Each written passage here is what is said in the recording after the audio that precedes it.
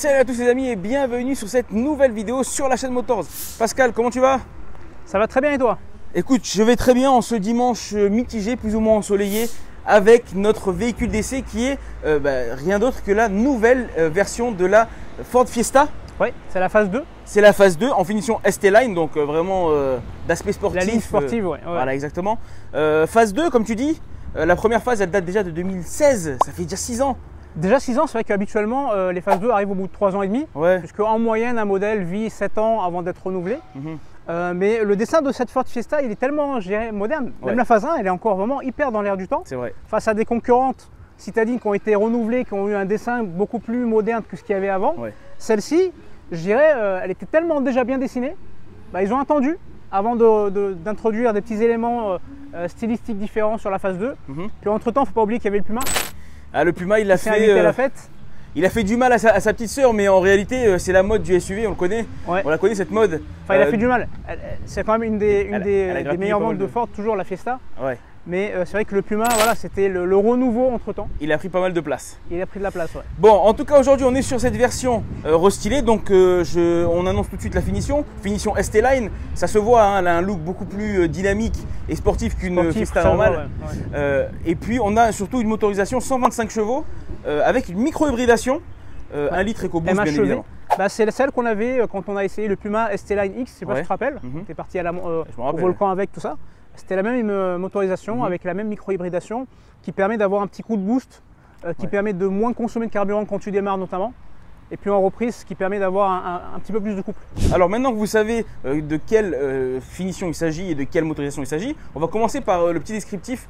On va noter les éléments qui la distinguent de la nouvelle, de l'ancienne, pardon.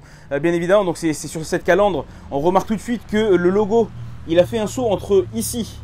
Il est passé sur la face. Il s'est retrouvé sur la calandre. Sur la calandre avec un dessin en nid d'abeille très sympathique. Donc on voit un avant avec des lignes sportives. Moi, le bouclier, je trouve qu'il est super bien dessiné. Ouais, elle a un beau bouclier. Juste petite parenthèse qui n'a absolument rien à voir avec la ST-Line, mais déjà quand la nouvelle Fiesta phase 2 est arrivée à la concession, tu te rappelles ce que je t'avais dit? C'est le look, il est beaucoup plus soigné, beaucoup plus joli. Ouais, c'est vrai. Et j'ai demandé si c'était une finition vignalée, tu sais, elle est un petit peu haut de gamme. Ils m'ont dit non, c'est la version de base. Finition d'entrée de gamme. Je suis à voir. Non, ils ont fait un vrai beau boulot. Et là, la finition ST-Line, moi, c'est celle qui me plaît le plus. Parce que voilà, elle a un look dynamique, c'est une petite bombinette très sympathique. Les phares, attends, parce qu'on a failli passer sur le côté, mais on a une signature lumineuse à l'avant, full LED, avec, alors je vais essayer de te les activer, mais des clignotants. Il y a marqué Ford LED là. Regarde le dessin des clignotants, tu vois la bande ici là. Ouais. C'est super joli. Et puis donc nouvelle signature lumineuse à l'avant. À l'arrière également, les phares en fait arrière ont été assombris. C'est pour donner un petit look un peu plus sportif, un petit peu plus mystérieux. Dans l'air du temps, mystérieux. Ouais. On va voir ça tout de suite. On est équipé en 17 pouces sur cette finition ST-Line. Franchement, les jantes, je me fais la réflexion depuis qu'on a récupéré la voiture à la concession, elles sont super jolies. Hein. Elles sont belles. Hein. Elles sont belles comme ça, dans un gris foncé. Dans l'ensemble, il y a plein de petits éléments, c'est pas une révolution. Ah non, c'est un restylage. Je trouve que ça lui va super bien. C'est un restylage dans la douceur, mais efficace quand même, parce qu'on remarque que c'est une version quand même qui est différente de la précédente. Ouais, l'arrière, comme je te disais, donc c'est des phares qui ont été assombris. Regarde là, ce petit regard ici, là, le petit dessin ici, le bandeau noir. Qui vient surligner les phares arrière. Comme un maquillage. C'est comme un petit maquillage sympathique. Et puis voilà, un 3/4 arrière tout à fait dynamique et sportif. Je t'invite à filmer le pot d'échappement avec une finition chromée sur cette ST-Line. Ça rajoute encore une fois de la sportivité. Ça lui insuffle un caractère énervé qui va à ravir. Qui va super bien, quoi. Clairement. Et quoi qu'il en soit, à La Réunion, on le dit à chaque fois systématiquement sur tous les modèles de toutes les marques qu'on essaye, la sportivité ça paye. Dès que tu mets des lignes un petit peu sportives, le modèle va faire un carton, ça c'est clair. Alors en plus, on parle de ça, mais on n'a pas parlé de la couleur. C'est une couleur bleu là. Il faut juste préciser que c'est une First Edition, ce sont les pré-séries, les premiers modèles qui ont été livrés. C'est qu'en ce moment, avec les difficultés d'approvisionnement, dès qu'il y a des modèles qui sont prêts, on se les fait livrer. C'est clair. Donc ça, c'est une First Edition. L'avantage, c'est par rapport à cette couleur-là que tu ne retrouveras pas au catalogue sur les autres qui vont arriver par la suite. C'est Boundless Blue. Boundless, un bleu sans limite, que je trouve super joli, bleu métallisé, ciel un petit peu, tu vois. Ouais, je trouve qu'il correspond parfaitement au décor réunionnais ce bleu. Maintenant qu'on a parlé de tout ça, on va regarder un petit peu dans le coffre. Je t'invite à venir avec moi. Hop, on a un coffre qui fait 362 litres. Ah, c'est pas mal, hein? C'est pas mal. Pour une petite citadine. C'est pour une petite citadine, c'est pas mal. Donc on a pas mal d'espace. En dessous, on a également du rangement. Il suffira d'enlever cette petite boîte.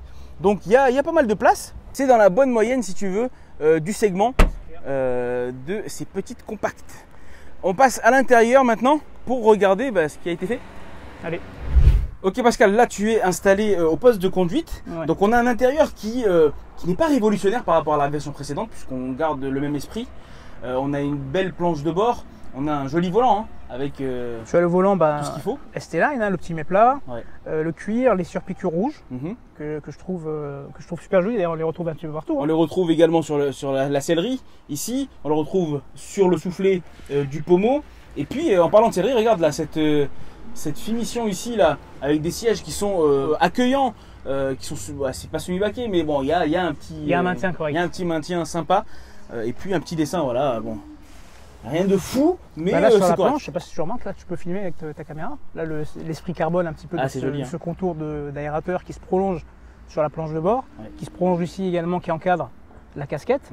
Moi je trouve ça super joli en fait. Ouais, c'est sympa, et puis regarde, on est sur une finition quand même ST-Line et on se retrouve ici avec des plastiques moussés, donc c'est plutôt quali et puis agréable à toucher. Donc là, à part ici, bon là ça sera du plastique dur, et les contreportes, moi c'est vraiment les contreportes que je trouve un petit peu dommage, c'est qu'elles sont très simplistes. Voilà, il y a un petit peu de chrome, un petit peu de chrome là qui rehausse un petit peu. On a un écran qui est similaire à la version précédente, hein. C'est un 8 pouces, pour divertissement. Moi je trouve qu'il est. Moi j'ai toujours bien aimé les écrans sur les formes. Ils ont des bons écrans. Ils sont sympas, ils sont réactifs. Il te permet de gérer notamment tout ce qui est téléphonie, radio classique. Le classique. Sur le volant ici, tu as les raccourcis pour ton écran, pour le volume, l'audio. Et ici tu as les aides à la conduite, notamment le limitateur de vitesse, régulateur de vitesse qui sont présents bien évidemment ici. Je m'attarde très peu sur l'écran en face, puisque comme c'est une pré-série, il n'y a pas le full digital, d'accord. Mais toutes les versions qui vont arriver juste après, donc là dans les semaines qui viennent, seront full digital, en fonction des finitions bien évidemment sur le compteur. Ok, maintenant qu'on a vu tout ça, on va pas s'attarder longtemps sur l'intérieur, puisqu'il n'a pas beaucoup changé. On va prendre la voiture et les faire laisser, et puis se faire une idée, parce que le châssis de cette voiture, c'est quand même quelque chose. C'est du Ford, hein. C'est une Ford. Allez.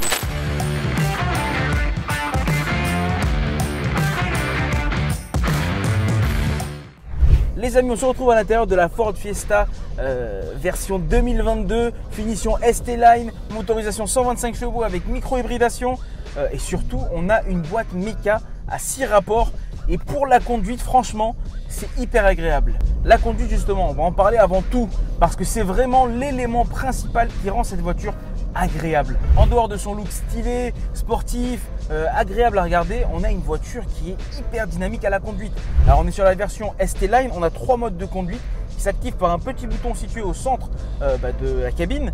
Et donc on a un mode normal, on a un mode éco et puis on a un mode sport. Éco, je le rappelle, cette voiture consomme, ou du moins c'est annoncé par Ford, 5 litres au 100 km. Donc c'est une consommation très réduite pour un véhicule de ce type-là. Et lorsqu'on bascule en mode sport, on sent vraiment une modification du comportement de la voiture. Elle devient plus incisive. Là, on va prendre la route de la montagne, donc se faire plaisir un petit peu dans les virages tout en sécurité quand même. Et on va voir que cette voiture a un châssis qui est agréable. Je vous dis ça parce que ça fait depuis hier que je la conduis en réalité et que je me suis déjà fait une idée. Et c'est hyper kiffant. Et puis on a une super boîte méca à 6 rapports. C'est vraiment plaisant de passer les rapports, même dans les rampes de la montagne, dans les montées, dans les petites routes qui peuvent être galères un petit peu. Pas du tout, c'est très fluide, c'est très simple d'utilisation. Et puis surtout, ça procure des sensations que vous n'aurez jamais sur une boîte auto. Comme vous pouvez le voir, on est sur un poste de conduite qui est agréable à occuper. On a toutes les informations nécessaires. Alors comme l'expliquait Pascal tout à l'heure, on est sur des pré-séries, donc on n'a pas la full instrumentation digitale. Ça viendra par la suite. Mais déjà là, les aiguilles et ce petit écran central pour les informations vraiment liées à la voiture suffisent déjà amplement pour avoir quelque chose de clair, lisible et qui fait parfaitement l'affaire. Hop, ça passe vite, c'est hyper intéressant. Donc comme je vous le disais, on est sur 125 chevaux, ok, avec la micro-hybridation qui vient faire le boulot. On est sur un couple de 210 Nm avec un 0 à 100 expédié en 9 secondes 4. C'est pas une fusée, allez, on va pas se mentir, mais c'est pas mal pour cette petite compacte. Et on a une vitesse max qui est annoncée à 200 km/h, là où beaucoup d'autres la fixent à 150. C'est cool. Ah, ça tient bien. Ça tient bien la route. Le châssis, il est pensé pour procurer du plaisir. On a un châssis similaire un petit peu sur le Puma, tout simplement. Regardez comment ça se comporte bien, c'est précis dans les virages. Hop, on ralentit. Il y a une bonne reprise derrière, ça pousse. Franchement, on n'est pas déçu du voyage. Je m'attendais à un truc équivalent avec Ford et je suis pas déçu. Franchement, je suis pas déçu. Comme vous vous en doutez, il y a une version bien évidemment ST pure sportive qui devrait arriver d'ailleurs très prochainement à La Réunion. Mais déjà, les 125 chevaux micro-hybrides de cette voiture, je les trouve amplement suffisants. Alors ça dépend ce que vous voulez en faire, mais pour les trajets du quotidien et pour se faire plaisir de temps en temps avec un petit mode sport, elle est amplement suffisante cette ST Line. C'est vraiment bluffant, quoi.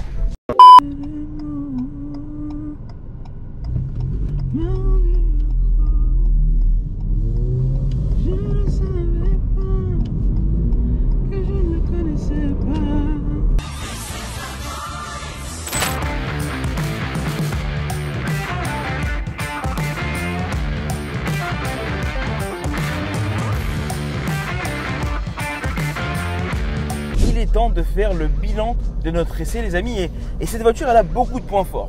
Le premier d'entre eux, c'est qu'elle arrive au bon moment, c'est-à-dire que la précédente phase, la précédente génération commençait à vieillir, même si elle reste dans son style très moderne, mais voilà, ça commençait un petit peu à s'essouffler et il était temps pour Fiesta de se réaffirmer, de venir grappiller des parts de marché sur son segment qui est trusté par les Renault Clio et autres Peugeot 208. Ensuite, en termes d'expérience de conduite, on est dans quelque chose qui est très dynamique. Franchement, les 125 chevaux de la version ST Line sont waouh, on les ressent bien. La boîte méca, c'est hyper agréable, ça dynamise la conduite, ça on adore. Et puis la colle à l'intérieur, voilà, ça fonctionne. On a un bel écran d'infodivertissement, on a des beaux matériaux. Autre gros point fort, bien évidemment, c'est son design redéfini. Alors même si on n'est pas dans quelque chose qui est révolutionnaire, il n'y a pas de modification impressionnante du style et du design, il y a quand même par petites touches des nouveautés. Je pense notamment aux phares LED qui sont incroyablement bien dessinés, mais également à cette modification de positionnement du logo qui, ça change la face de la voiture et c'est plutôt pas mal. Bref, vous l'aurez compris, Ford a bien fait les choses en nous proposant une voiture remise au goût du jour, fraîche, dynamique, avec un excellent châssis. Le châssis qu'on connaît fidèle au Ford Fiesta. Donc franchement, essai validé. On se retrouve donc devant la concession Ford pour clôturer cette vidéo. Mais avant, on va parler des tarifs. Pour l'instant, on a 3 niveaux de finition. On a la finition Titanium, on a la finition ST Line et on a la finition ST Line X. Sachant que les tarifs commencent à partir de 21 700 et des poussières pour la gamme Fiesta. Grosso modo, TTC, clé en main, un petit peu plus de 22 000 €. À La Réunion, la version ST totalement dévergondée devrait suivre dans l'année. Vous pouvez me faire confiance, on va l'essayer. Bref les amis, si cet essai vous a plu, je vous invite à vous abonner à nos réseaux sociaux, Facebook, Instagram, YouTube, à liker, partager, commenter cette vidéo et puis à prendre soin de vous et de vos familles. On se dit à bientôt pour un prochain essai sur la chaîne Motors. Ciao.